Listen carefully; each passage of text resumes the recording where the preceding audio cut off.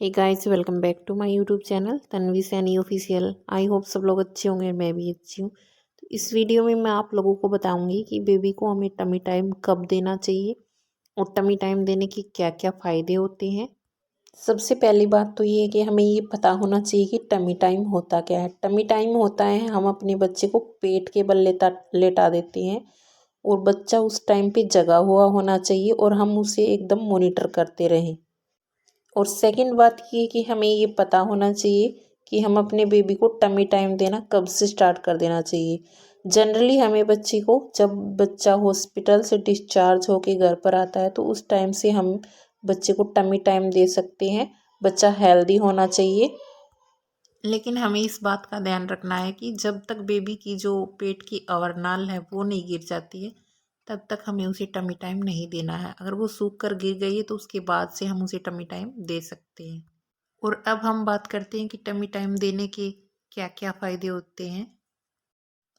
सबसे पहला फ़ायदा तो ये है कि अगर हम बेबी को टमी टाइम देते हैं तो इससे बेबी की नेक की मसल्स, बैक की मसल्स और उसकी शोल्डर्स की मसल्स, साथ साथ में उसकी चेस्ट की मसल जो है वो बहुत ही मजबूत होती हैं और उनमें बहुत ज़्यादा डेवलपमेंट होता है, जिससे बेबी को आगे चलकर क्रॉल करने में, बैठने में, चलने में बहुत ही अच्छी मदद मिलती है।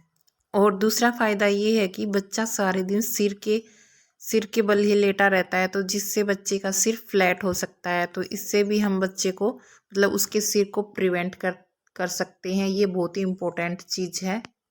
और थर्ड इसका बहुत ही अच्छा फ़ायदा है, जब हम बेबी को टमी टाइम देते हैं तो इससे वो अपने हेड को चारों तरफ घुमा सकता है। इससे वो जो भी साउंड होती है, जो वॉइस है, उसको अच्छे से अटेंशन कर सकता है। इससे बेबी की मेंटल और डेवलपमेंट भी बहुत अच्छी होती है।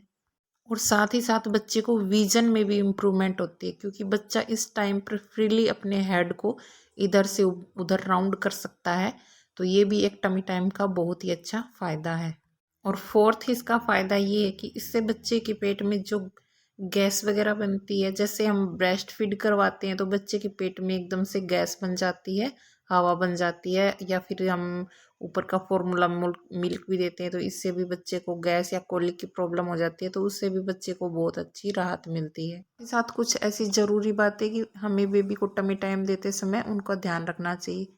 हमें बेबी को कभी भी ब्रेस्ट फीड कराते ही टमी टाइम नहीं देना है, नहीं तो वो सारा दूध गिरा देगा। उसको कम से कम आधे घंटे बाद ही टमी टाइम देना है। और जैसे जैसे वो बड़ा होता जाता है हम उसके टमी टाइम का समय बढ़ा सकते हैं। अगर बेबी 2 मंथ का है तो हम उसे 2 से 3 मिनट, अगर 3 मंथ और 4 मंथ का है तो हम इसे 5 से 6 मिनट तक टमी टाइम दे सकते हैं। कभी भी बेबी को अकेले ही टमी टाइम नहीं देना है, हमें उसके हमेशा साथ रहना चाहिए। अपना हाथ ही उसके सर के पास रखना चाहिए, जिससे बेबी अच्छे से एक्टिव हो सके, टमी टाइम को एंजॉय कर सके। आप लोगों को वीडियो अच्छी लगी हो तो वीडियो को लाइक करें, चैनल को सब्सक्राइब करें। Bye bye.